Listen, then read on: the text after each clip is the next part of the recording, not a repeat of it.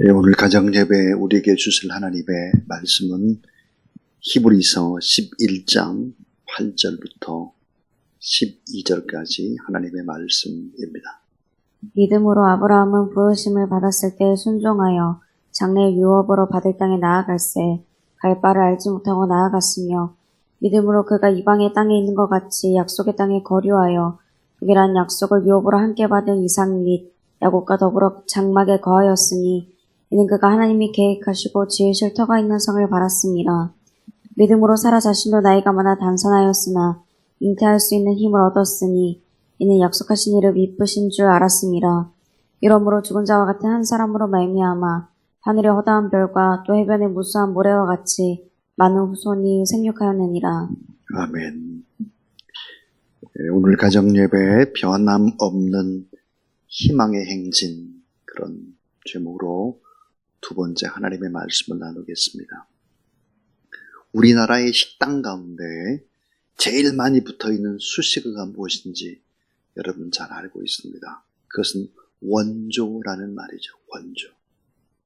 자, 원조 닭발, 원조 안동찜닭, 원조 닭죽, 원조 초당두부, 원조 주물럭, 원조 아구찜, 원조 해물탕, 심지어 원조 욕쟁이 할머니 집, 진짜 원조 욕쟁이, 전부 다 원조를 붙이고 있습니다.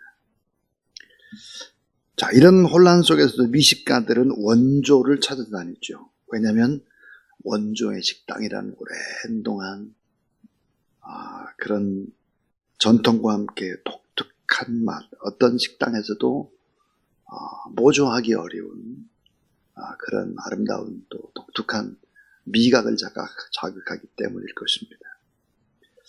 자, 원조라고 하는 것은 나중 것들의 기준이 되는 것이고 또 목표가 되는 것이고 담기를 원하는 것이 바로 원조일 것입니다. 오늘 본문에 믿음의 원조가 되는 아브라함과 사라의 믿음, 그 원조의 믿음이 소개되고 있는 것이 오늘 본문의 말씀입니다. 자, 믿음의 원조, 믿음의 조상, 복의 근원, 그 복의 유통자, 열국의 아비, 열국의 어미, 아브라함과 사라의 믿음은 과연 어떤 믿음이었을까? 오늘 본문 속에서 네 가지를 생각해 볼 텐데, 그 첫 번째가 부르심 앞에 순종하는 믿음이었습니다. 하나님이 불렀을 때, 콜링 했을 때, 단순한 마음으로 순종하는 믿음. 오늘 히브리 11장 8절, 믿음으로 아브라함은 부르심을 받았을 때에 순종하여 장래 기업으로 받을 땅에 나갈새 갈 바를 알지 못하고 나갔으며 그랬습니다. 참 중요한 말, 갈 바를 알지 못하고 나갔다 그랬습니다. 자, 아브라함이 하나님 앞에 부름 받았을 때 즉각적으로 순종한 것을 나타내는데 동시에 갈 바를 알지 못했다. 그런 고향을 떠났는데 어디로 가야 할지 모르는 상황 속에서 단순하게 순종했다라고 하는 것입니다. 자, 어디로 가야 할지를 모르는데, 그러니까 어디로 가야 하는 것보다도 더 중요한 것은 하나님 앞에 순종하는 것이 더 중요했다입니다. 장차 이루어질 약속을 믿고 순종하는 것이었다. 자, 우리 한번 이런 생각을 해보시기를 바랍니다. 하나님께서 여러분 한 분 한 분을 부르시고 또 여러분의 가정을 부르시고 앞길이 어떻게 될 것을 아주 단계적으로 차근차근 소상하게 말씀을 해주고 이 길을 가라 그랬다면 못 갈 사람이 없죠. 유명한 주석가 매튜 헨리는 이런 말을 했습니다. 하나님은 인생이라는 아름다운 집을 짓기 위해서 하나님은 필요한 재료들을 공급해 주실 뿐이다. 집 짓는 수고는 믿음의 사람, 그 사람의 몫이다 그랬습니다. 자, 창세기 12장 8절에 그런 본토 친척 아비집을 벗어나서 믿음의 길을 가라고 할 때 어떻게 했을까? 놀라운 사실들이 나오고 있습니다. 여호와를 위하여 단을 쌓고 여호와 이름을 부르더니 점점 남방으로 옮겨갔더라 그랬습니다. 무슨 말일까요? 부르심 앞에 순종은 했지만 어떻게 해야 될지 모르기 때문에 날마다 하나님 앞에 예배를 드리고 제단을 쌓고 하나님의 이름을 부르고 간절히 기도해서 하나님이 지시하는 쪽으로 매일매일 그렇게 점점점 순종해서 남방으로 옮겨갔다 하는 것입니다. 반대로 한번 이런 생각을 해보세요. 단순하게 순종이 되지 않는 사람에게 앞일을 다 보여주면 믿으려 할까 하는 거예요. 도저히 상상할 수 없는 일이라고 넘어지고 포기하고 지레 겁을 먹게 될 것입니다. 반드시 그렇게 될 것입니다. 그래서 보니까 부르심 앞에 단순하게 순종하는 믿음, 이게 바로 온전한 믿음이다. 원조의 믿음이다 하는 것입니다. 우리가 앞일을 잘 모르기 때문에 예배드리고 하나님의 음성 듣고 하나님 앞에 간절히 기도할 때 한 걸음씩 하나님께서는 우리의 갈 길을 보여주는 분이시다 하는 것이죠. 그 다음 두 번째, 내일을 바라보는 믿음입니다. 내일을 바라보는 믿음. 히브리서 11장 10절을 보니까 이는 하나님의 경영하시고 지으실 터가 있는 그 성을 바라봤다 그랬습니다. 본문의 성에는 정관사 더가 붙어 있습니다. The city, 이 유일하고도 특별한 그 성은 물론 영원한 천국을 의미하는 것입니다. 어거스틴은 이 본문에 영감을 얻어서 하나님의 도성, The City of God 이라는 책을 썼죠. 아주 유명한 책.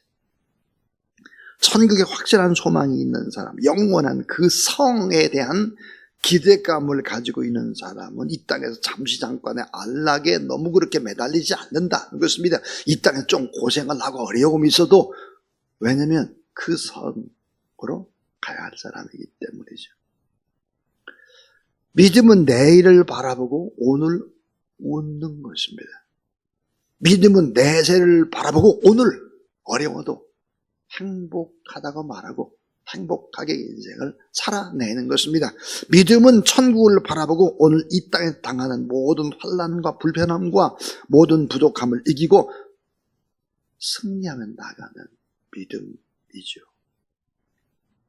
이 땅에서 삶이 나그네 여정에 불과하다는 것을 우리는 너무 잘 알고 있습니다. 그러나 The City, 그 하나님의 성이 있다고 할 확신을 갖게 된다면 이 땅에 잠시 잠깐 권력이나 또 재물이나 기쁨이나 이런 것에 도취돼서 타락해서 빠질 수는 없다 하는 것입니다.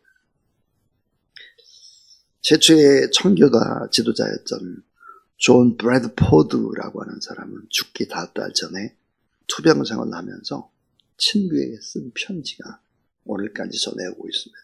그 편지의 마지막의 내용이 이러합니다. 내 비록 여기에는 부족함이 많으나 거기에는 풍족함이 있을 것이네. 여기에는 굶주림이 있으나 거기에는 배부름이 있을 것이네. 여기에는 피곤함이 있으나 거기에는 안식이 있을 것이네. 여기에는 죽음이 있으나 거기에는 부활이 있을 것이네. 영광의 몸으로 변화되어 살아갈 그날을 나는 고뇌하고 있네. 존 브래드포드가 바라봤던 영원한 도성, 아브라함이 바라봤던 영원한 도성, 그 도성을 우리도 바라보고 살아가야 되겠죠. 요한복음 14장 1절, 너희 마음에 근심하지 말라. 하나님을 믿으니 또 나를 믿으라. 내 아버지 집에 거할 것이 많도다. 그렇지 않으면 너에게 일렀으리라. 내가 너희를 위하여 처소를 예비하러 가노니 그랬습니다. 진정한 믿음이 뭘까? 부르심 앞에 순종하는 믿음. 또 하나 내일을 바라보는 믿음입니다. 영원한 본향, 그 성을 바라보는 믿음이죠. 이 세 번째는 절망을 뛰어넘는 믿음입니다. 절망을 뛰어넘는 믿음.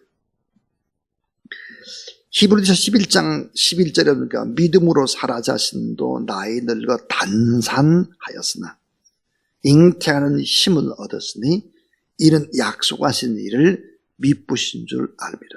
그렇습니다. 믿음으로 사라 자신도 라고 말하고 있습니다. 이 말은 믿음으로 사라 자신도, 이 말은 아브라함의 믿음의 영향을 받았다. 아브라함처럼 그렇게 살았다 하는 거죠. 창세기 17장 17절에 보니까 99세에 이미 자녀를 낳았을 때 사실은 아브라함에게 하나님이 나타나셔서 자녀가 분명히 있을 것이다. 100세에는 아들을 낳을 것이다. 이렇게 해도 믿지 않았죠. 비웃었습니다. 자, 아브라함이 엎드려 웃으며 심중에 이르되 100세 된 사람이 어찌 자식을 낳을까? 사라는 90세니 어찌 생산하리? 어처구니 없는 자조 섞인 웃음이죠. 비웃음이었습니다. 말도 안 되는 소리죠. 하나님 정말 웃겨, 그 말이죠. 근데 믿음으로 살아 자신도 잉태하는 힘을 얻었으니, 이는 중요한 단어가 약속하신 일을 미쁘신 줄 압니다. 그랬습니다. 이 미쁘다라는 단어가 뭘까? 신실하다 그 말입니다. 신실하다. 신실하다, 성실하다에는, 자, 신자, 믿을 신자에는 뭐가 들어있을까? 사람 인자에다 말씀, 언이 들어있죠. 성실도 마찬가지. 성자가 말씀 언에다가 이룰 성이 들어있습니다. 그러니까 뭐예요? 말이라는 단어가 들어있습니다. 자, 미쁘다, 신실하다. 이건 뭐예요? 말에 책임을 진다 그 말이에요. 하나님의 약속은 어떤 분이니까 그 말한 것에 반드시 책임을 지는 신실하신 분이시다 하는 거죠. 절망을 뛰어넘는 거예요. 희망을 붙잡는 거죠. 회의를 넘어섰고 하나님의 약속을 신뢰하는 믿음이다 하는 것입니다. 이 상황은 불가능한 상황인데 이런 절망스러운 상황을 뛰어넘는 믿음입니다. 그 다음 마지막 네 번째는 축복된 미래를 창조하는 믿음입니다. 축복된 미래를 창조하는 믿음. 자, 히브리서 11장 12절. 이러므로 죽은 자와 방불한 한 사람으로 말미암아 하늘의 허다한 별과 또 해변의 무수한 모래와 같이 많이 상륙하였느니라. 죽은 자와 방불한 사람을 통해서 하늘의 별처럼 바다의 모래알처럼 그렇게 많은 사람들이 태어났다. 상륙번성 충만했다는 것입니다. 그러니까 사라 한 사람의 믿음, 아브라함의 한 사람의 믿음이라는 것은 한 사람의 믿음이 아니라 바로 한 민족, 한 공동체의 축복이었다. 그래서 그 한 민족, 한 공동체로 말미암아 전체의 인류가 바로 이제 축복을 받게 됐다. 잉태에 희망이 없던 그녀가 출생의 기적을 통해서 미래를 창조하는 놀라운 역사, 이런 기적들을 일으켰다 하는 것입니다. 어떤 아버지가 어린 아이를 데리고 사막으로 모험적인 도보 여행을 떠났습니다. 열사의 사막이 얼마나 뜨겁고 또 먹을 물도 없고 그렇게 했습니까? 양식도 떨어졌죠. 한참 가다 보니까 돌로 세워진 돌 무덤이 나오는 거예요. 무덤을 보자 아들은 주저앉아 버렸습니다. 돌 무덤이니까. 아빠, 틀림없어요. 저 무덤에 붙인 사람들은 우리들처럼 목말라 이 사막에 헤매다가 죽은 사람들의 돌 무덤이 아니에요. 그러자 아빠는 빙그레 웃으면서 이렇게 말했다고 합니다. 아들아, 염려하지 말아라. 이런 돌 무덤이 있다는 것은 가까운 곳에 사람 사는 마을이 있다는 것이다. 마을이 가까이 있다는 증거다. 아빠의 말대로 얼마 걷지 않아서 마을에 도착할 수 있었죠. 무덤을 바라보는 시각의 차이입니다. 믿음의 차이입니다. 자, 오늘 믿음의 원조라고 할 수 있는 아브라함과 사라의 믿음, 어떤 믿음이었을까? 네 가지였습니다. 부르심 앞에 순종하는 믿음. 순종하기 어려우니까 하나님 앞에 예배를 드리고 또 기도하고 그러면서 하나님의 뜻을 차근차근 밟아 나갔습니다. 내일을 바라보는 믿음, 절망을 뛰어넘는 믿음, 그래서 결국은 엄청난 축복된 미래를 창조하는 그런 결과를 가져왔다 하는 것입니다. 하늘의 별과 같이 해변의 모래와 같이 우리의 작은 한 사람을 통해서도 이런 역사를 이루시는 하나님을 바라보고 나가는 축복된 가정 되기를 주의 이름으로 축원합니다.